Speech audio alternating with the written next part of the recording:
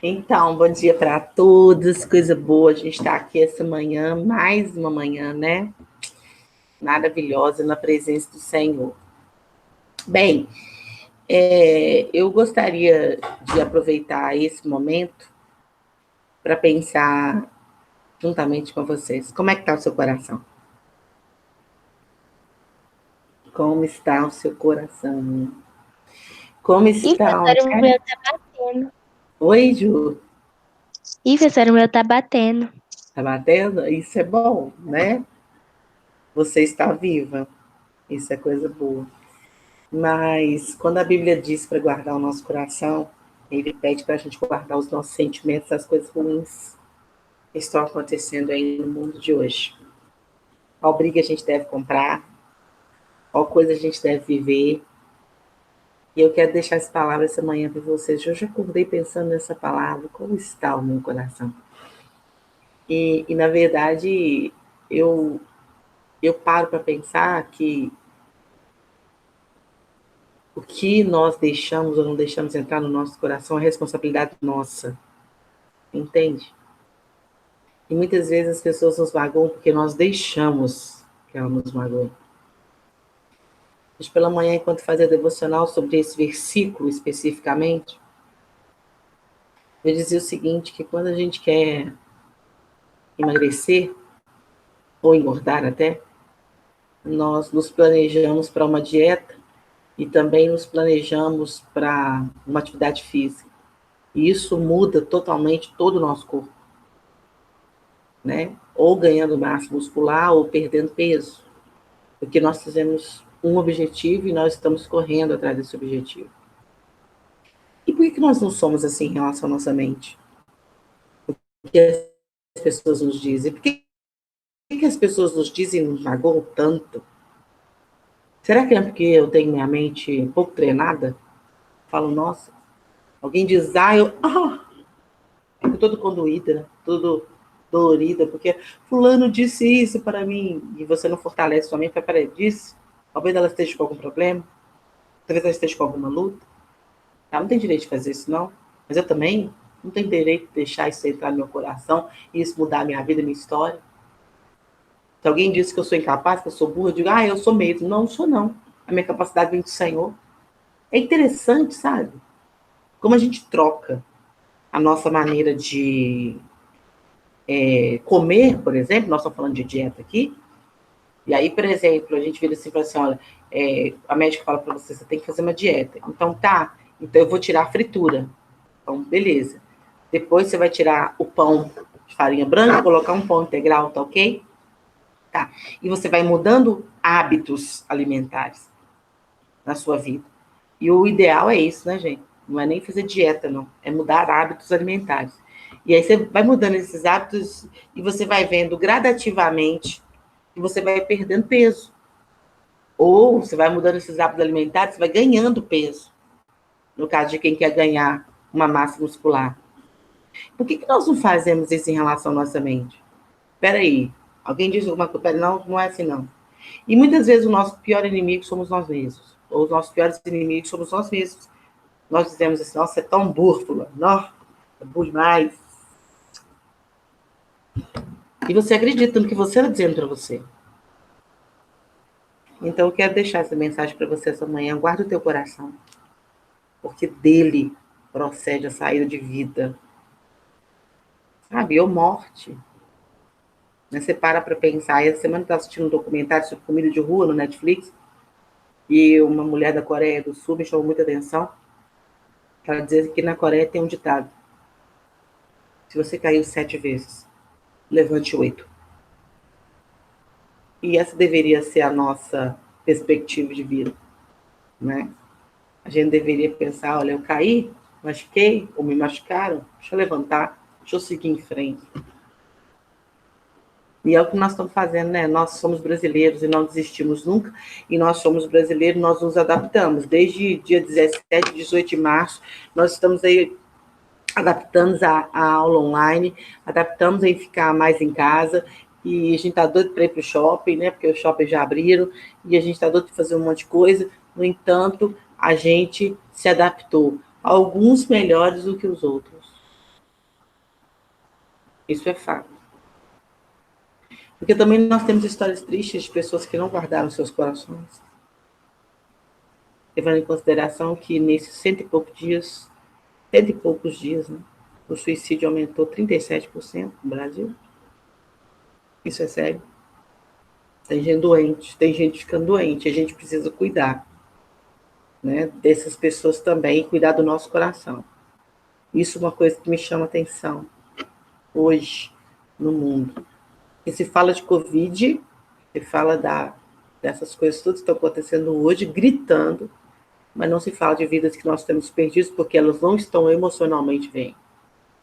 Elas não estão emocionalmente bem. E é de assustar, né? O que a gente vê.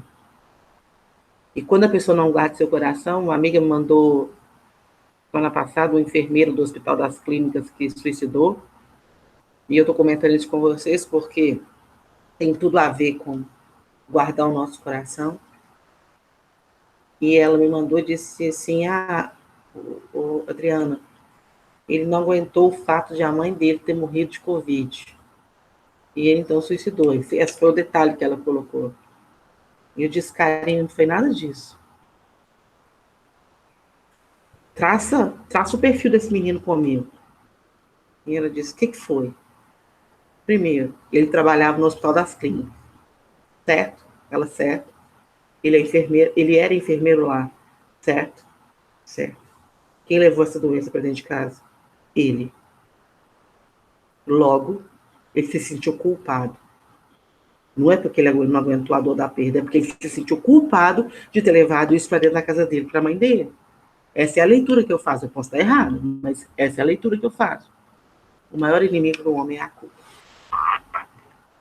E a gente está vivendo tempos difíceis, em que as pessoas só falam de isolamento, de distanciamento, e esquecem de falar de guardar o seu coração. Então, eu quero deixar um conceito para vocês. Meninos, primeiro, cuide de vocês, do coração de vocês. Segundo, ligue para os seus avós, ligue para os seus tios, liguem para os seus primos, conversem com essas pessoas. Se tiverem oportunidade de visitar, visite-os. Vai lá orar com eles, vai lá conversar com eles, vai lá fazer alguma coisa, seu pastor, seu líder, os irmãos da sua igreja, as pessoas com as quais você tem contato.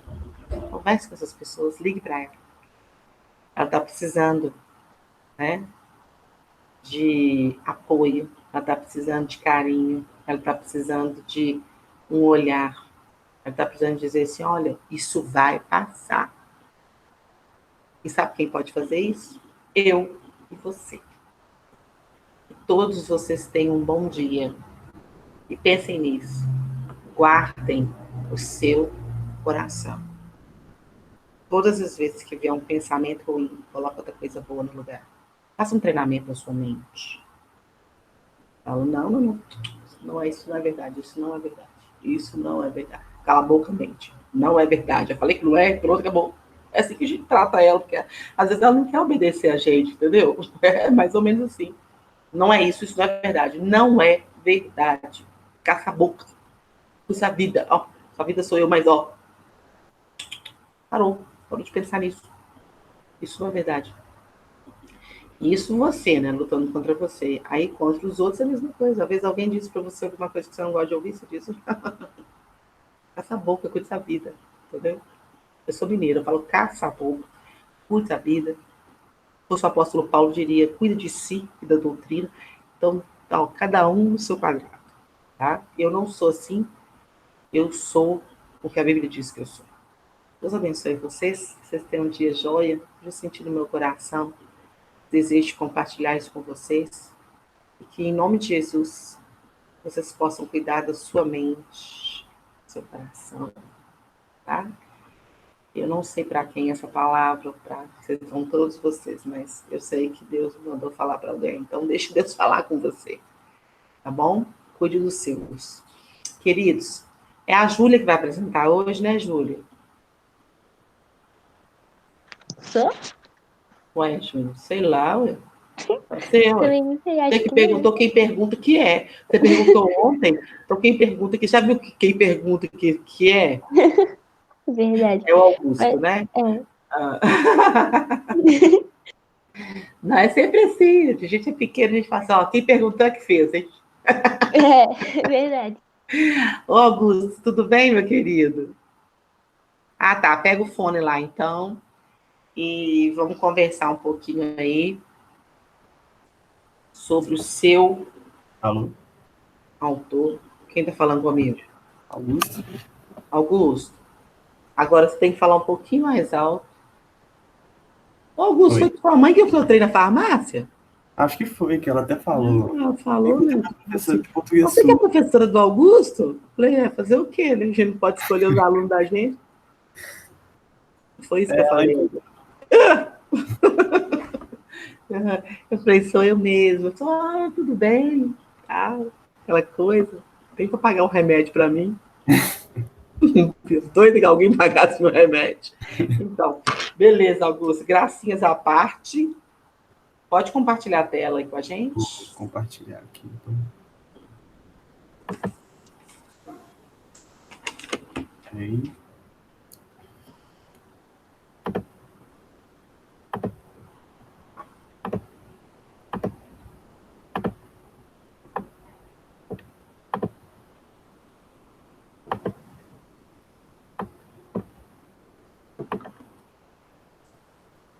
Dá pra ver aí? Está. Ai, eu amo, gente. Gabriel Aí. e Augusto, esse cara é um dos meus preferidos.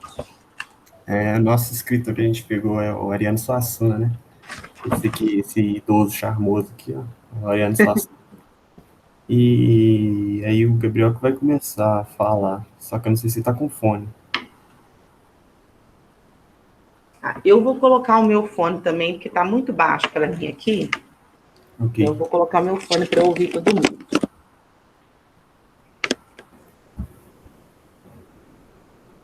Vai lá. Quem vai começar? É o Gabriel. Então, beleza. Então, vai lá, Gabriel. Então, eu vou começar falando sobre a biografia dele. Ariano Suassuna, ele foi um escritor brasileiro, que nasceu em 1927 e morreu em 2014. A obra dele mais conhecida é o Auto da Compadecida. Ele foi poeta, romancista, ensaísta, dramaturgo, professor e advogado. E também ele foi professor de estética. Ele foi o número 33 da Academia Brasileira de Letras e foi eleito a cadeira número 18 na Academia Pernambucana de Letras, né? E em Uhum. 2000 ocupou a cadeira número 35 da Academia Paraibana de Letras. Eu vou falar sobre a infância e formação do Ariano Suassuna, né? Que o Ariano Suassuna, ele nasceu no Palácio da Redenção, né? Na cidade de Nossa Senhora das Neves, que é o atual, que é hoje João Pessoa, na capital do Paraíba, em 16 de junho de 1927. Filho de João Urbano Pessoa de Vasconcelos Suassuna, que na época era governador do Paraíba. E filho de Rita Cássia Dantas Vilar. Foi o oitavo dos 9 filhos do casal.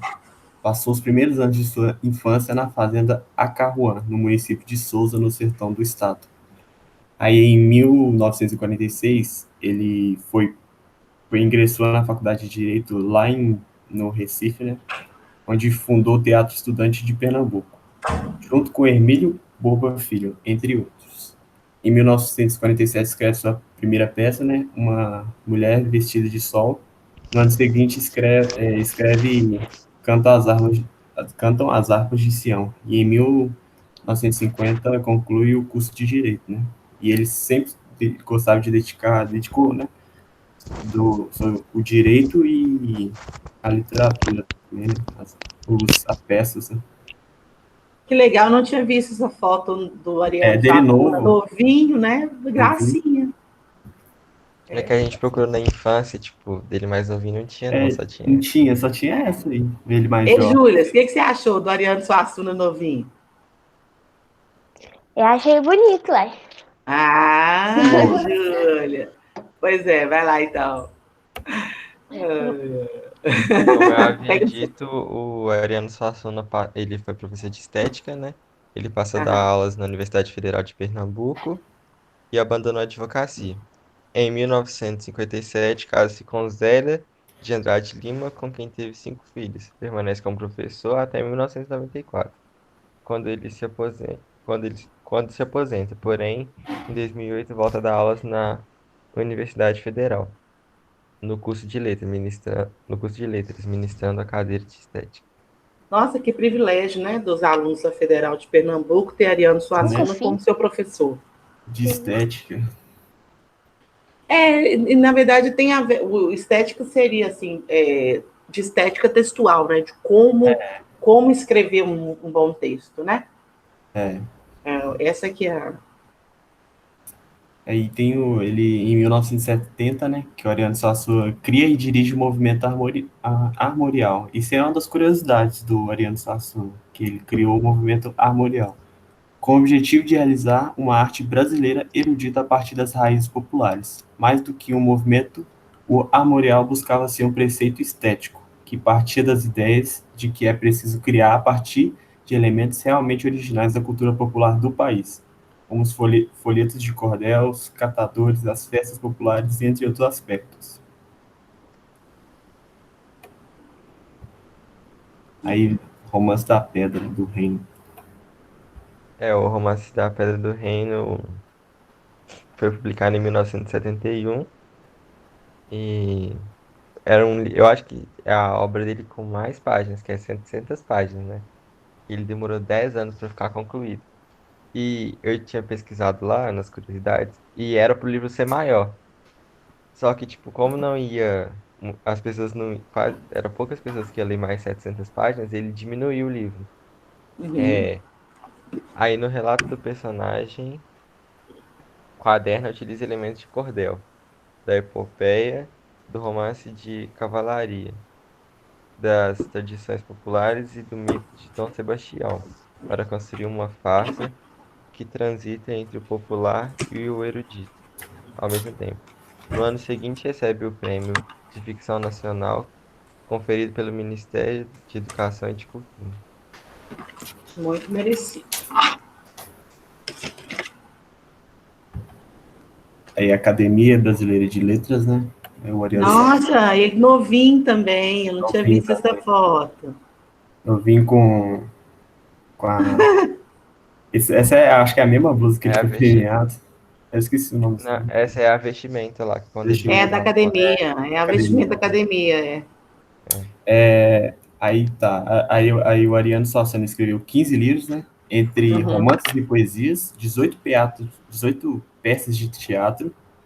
Suas obras A Mulher Vestida de Sol, Romance da Pedra do Reino e O Alto da Compadecida foram as principais, né? E foram transformadas em séries e filmes. E em 1989, Ariano foi eleito para a Academia Brasileira de Letras. E em 1990 assumiu a cadeira número 32. Passar aqui. Aí os prêmios, né? O Ariano Suassuna recebeu o Prêmio Nacional de Ficção em 1973, o prêmio da Fundação Conrado Wessel em 2008. Pelo Alto da Compadecida ganhou a medalha de ouro da Associação Brasileira de Críticos Teatrais, recebeu o título de doutor honoris causa Causa. pela Causa pela Universidade Federal do Rio Grande do Norte, também recebeu das Universidades Federal da Paraíba, Rural de Pernambuco, Universidade de Fundo e Universidade Federal do Ceará. Aí tá ele aqui. Acho que essa Uhum. aqui é a esposa dele, né? Recebendo os prêmios, né? Recebendo os prêmios. Academia. É. É. Aí eu vou passar aqui. Aula e espetáculo. Em 1995, o Ariano assume a Secretaria Estadual de Cultura no governo de Miguel Arraes. As Isso. aulas, as aulas e espetáculos se tornaram um projeto de governo para difundir no Estado e no Brasil a cultura pernambucana. Ariano recebia inúmeros convites para realizar aulas e espetáculos em várias partes do país, onde, com seu estilo próprio e seus causos imaginativos, deixava o público encantado. É uma verdade, né? Tem essas aulas, espetáculos do Ariano Suassuna, tem no YouTube, vale muito a pena assistir. Engraçado pra caramba. Né? Muito engraçado. Média demais. Aí as obras, né? Essa aqui, né? As principais. Deixa eu ver. Aqui tá. Cadê o Alto da Compadecida? Tá aqui o. Sim. Tá, cadê? Aí tem mais, calma aí. Passa porque tem mais. Aí aqui, ó, Romance da Pedra do Reino, que é uma das principais também. Sim. Aí ele fez muita obra mesmo. Verdade. Produziu muita coisa, Muita coisa. Aí o Alto da Compadecida. Vocês assistiram já, gente? Eu já, o filme já. A gente assistiu já. Engraçadíssimo, né? O filme é engraçado. Eu não li o livro, não. Aqui é a peça. Isso. E aí tá falando um pouco sobre o livro, as críticas que tem nele, que em 1955 Ariano escreve a peça Alto da Compadecida, que se enquadra na tradição medieval dos milagres de Nossa Senhora, em que numa história mais ou menos profana, o herói em dificuldades apela para Nossa Senhora. Em estilo simples, o humor e a sátira unem-se num tom caricatural, porém com sentido moralizante. Ariano traz uma visão cristã, sem se aprofundar em discussões teológicas, denunciando preconceito, a corrupção e a hipocrisia. No dia 11 de setembro de 1956, estreia a peça no Teatro Santa Isabel. No ano seguinte, a peça é levada para Rio de Janeiro e é apresentada no primeiro Festival de Amadores Nacionais. Aqui tá a peça, aqui tá o livro. E aí tem os últimos anos, né? Que em 2007 o Ariano Suassuna assume a Secretaria Especial de Cultura do Estado, convidado por Eduardo Campos. No segundo mandato do governo, Ariano passa a integrar a Assessoria Especial do Governo de Pernambuco. Ariano Suassuna faleceu no Recife no dia 23 de julho de 2014, decorrente das complicações de um AVC hemorrágico. Um derrame, né? E eu queria também ler umas curiosidades do Ariano Suassuna, né? Claro. Ele tinha o hábito de escrever seus textos à mão, né? Conforme dizia, é meio desumano escrever pelo computador. Ele falava desse jeito. Suas ideias surgiam quando estava na cama, sendo que algumas foram inspiradas em sonhos. Ele falava que quando ele deitava e dormia, ele tinha, no sonho uma ideia e acordava e escrevia, entendeu? Suassuna tinha o horror a viagens e amava o país. Por esse motivo, o escritor nunca quis viajar para o exterior. E ele falava que tinha medo também.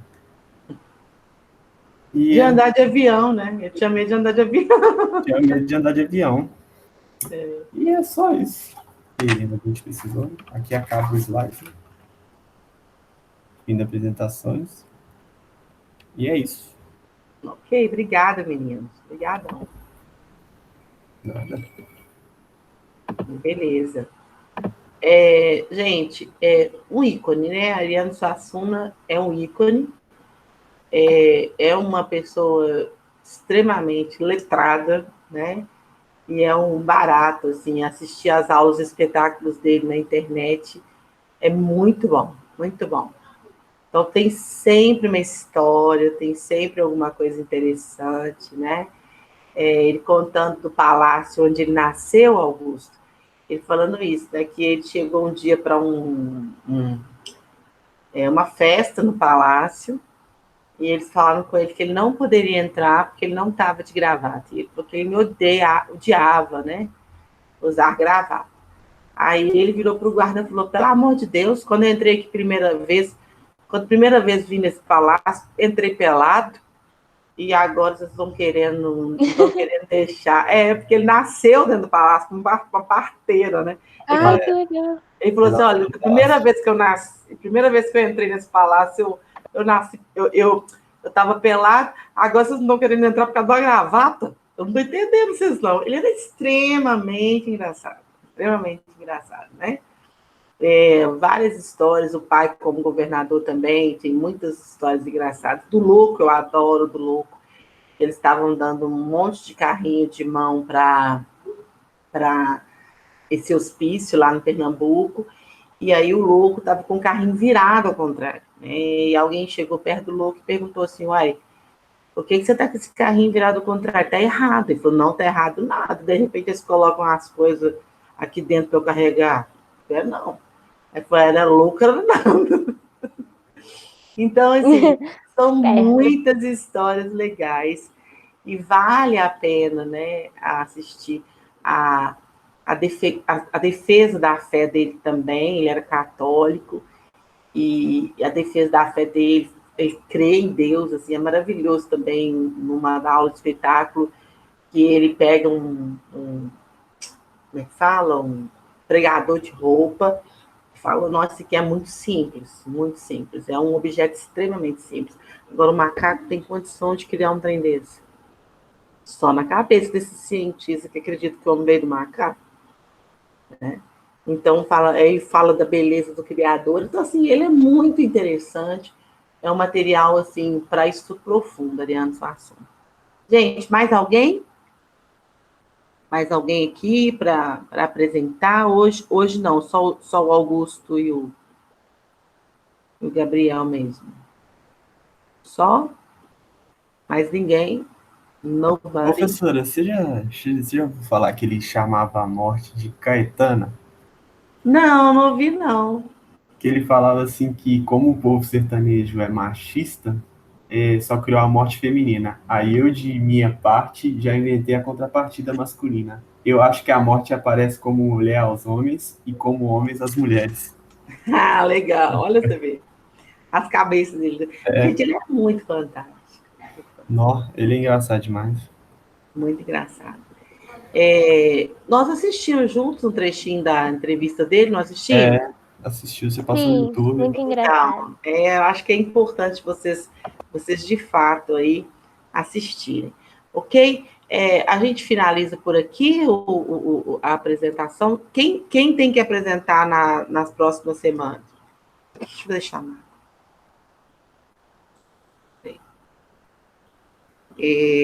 Ana Esther não está aí hoje, não, gente? Ah, não. Augusto está aí. Breno também não está. Gabriel. Gabriela, você está aí, Gabriela?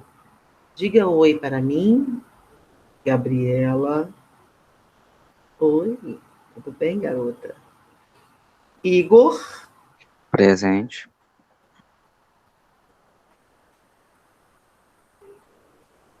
Isabelle, Presente. como está, Isa? Tudo tranquilo? Tranquilo. João Pedro,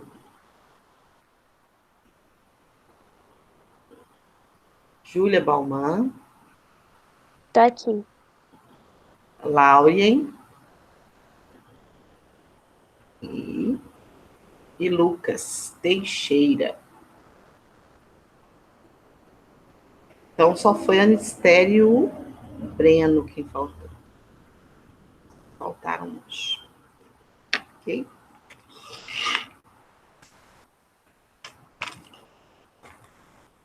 Galerinha, então terminamos por aqui hoje. Vamos tomar um café agora, né? E na semana que vem tem mais. O que vocês acharam da prova de português, de literatura? Estava tranquilo?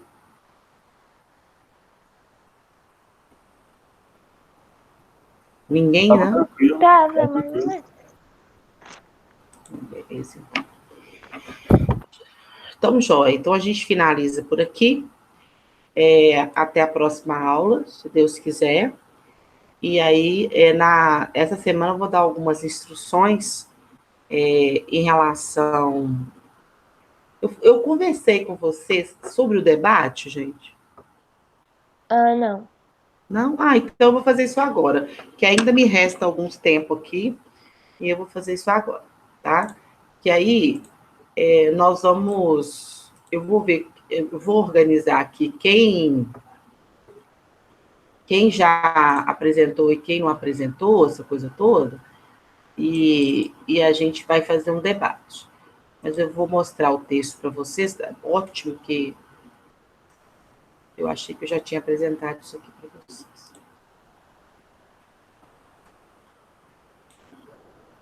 Está todo mundo vendo o meu texto?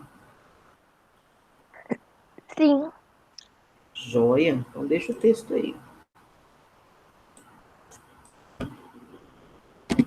E vão para o texto aqui.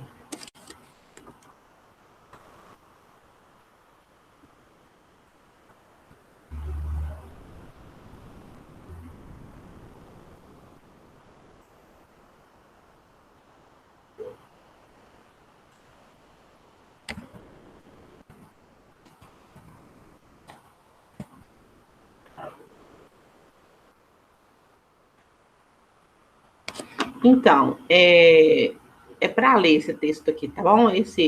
Eu vou passar esse aqui, é o texto que nós vamos ler. Aí vocês vão lendo junto aí comigo. Imagine que você nasceu em 1900.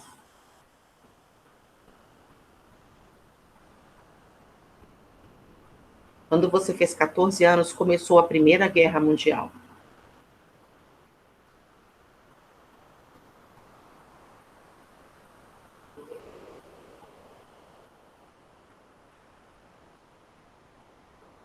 E termina quando você tem 18 anos, com um saldo de 22 milhões de pessoas mortas.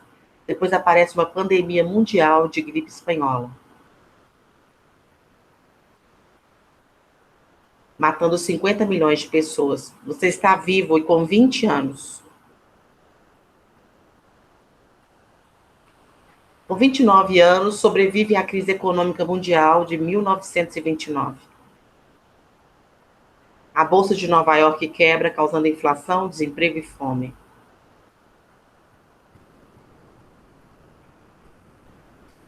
Com 33 anos, os nazistas chegam ao poder e aos 39 começa a Segunda Guerra Mundial. Termina quando você tem 45 anos e o saldo são 60 milhões de mortos. No Holocausto morrem 6 milhões de judeus.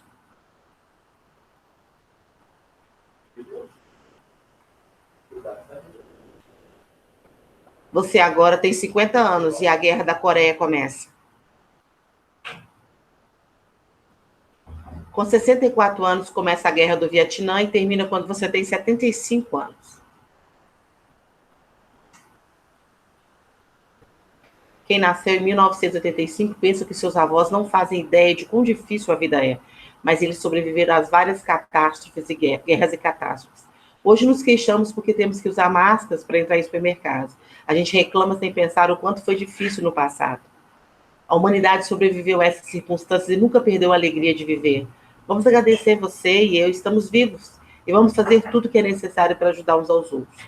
Faça a sua parte. Proteja quem você ama, se protegendo.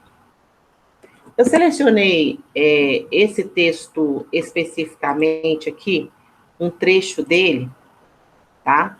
Que está aqui. Vou mandar agorinha para o e-mail de vocês, tá? E ele fala aqui, né, de uma pessoa que nasceu em 1900, tá? E essa pessoa enfrentou, com 14 anos, a Primeira Guerra Mundial. Claro que a visão ela é muito diferente em relação à questão das pessoas que estiveram no Brasil, em relação à Primeira Guerra Mundial, e as pessoas que estiveram na Europa, por exemplo. São dois contextos totalmente diferentes. Depois da Primeira Guerra Mundial, nós temos a gripe espanhola, né? Depois a gente teve a queda da bolsa, a crise da Bolsa de Nova York, em 29. E quando essa pessoa tinha 33 anos, o nazismo chega ao poder. De 39 a 45, essa pessoa enfrentou a Segunda Guerra Mundial. Quando essa pessoa fez 52 anos, começou a Guerra da Coreia. Com 64, a Guerra do Vietnã, que só terminou em 75. Em 85, aí imagina de uma pessoa que tenha nascido no ano de 1985 e achar que os avós ou os bisavós não viveram absolutamente nada. Na minha opinião, passaram pelos piores momentos da história. E aí, o autor desse texto termina dizendo que hoje nos encontramos com todas as comodidades de um mundo novo e moderno, em meio a uma pandemia. E as pessoas se queixam por ter que ficar confinadas em casa por várias semanas ou meses, contando em seus lares com eletricidade, celular e comida. É claro que essa visão é uma visão dele, porque nós temos pessoas vivendo verdadeiras guerras em relação a essa pandemia. Gente que perdeu emprego, gente que tinha trabalho informal e que também perdeu o sustento das suas casas. Gente que, sei lá, são várias pessoas. Então, eu gostaria que vocês pensassem nesses momentos históricos e que tipo de texto nós temos produzido em relação à nossa própria vida. Tá bom, meninos? Esse texto vai ser enviado para vocês e nós vamos debater como. Nós vamos pensar num Brasil e numa Europa. Até coloquei aqui, ó. Nós vamos pensar num Brasil e numa Europa de 1900. O que estava acontecendo no Brasil em 1900?